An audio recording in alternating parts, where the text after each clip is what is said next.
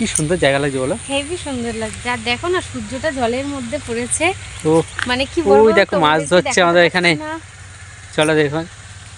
আর এদিকে সবাই মাছ ধরা নিয়ে প্রচুর ব্যস্ত। আর আমার ছেলে ওই যে দৌড়াচ্ছে, ওই যে মাঠের মধ্যে দিয়ে দৌড়াচ্ছে, প্রভু দৌড়ে দৌড়ে আসছে। ওরে বাবা, এই সায়ন জামা প্যান্টটা নষ্ট হবে তো, তুই কোথায় যাবি বললি না? তুই এগুলো পাগল তাহলে কেন? তুই নৌকায় উঠবি? নৌকায় সূর্যটা কি সুন্দর লাগছে দেখো, রিম্পা দেখো। সত্যি সেটাই তো বললাম, এত সুন্দর লাগছে।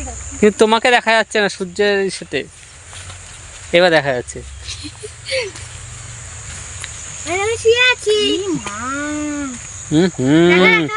শুয়ে শুয়ে ওর মাথা খারাপ হয়ে যায়। এই যে ওট, তোর মাথা খারাপ হয়ে গেছে। আর তোমার? ও পুরো পাগলা।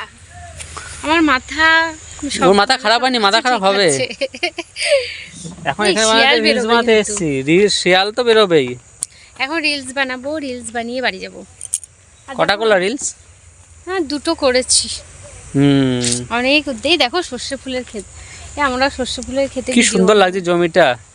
এখন কি শীতকাল, শীতের সবজি বোনা হয় সুন্দর সুন্দর, দেখতেও ভালো লাগে আর খেতেও ভালো লাগে। এই আবার খেতে ভালোবাসে, বুঝেছো?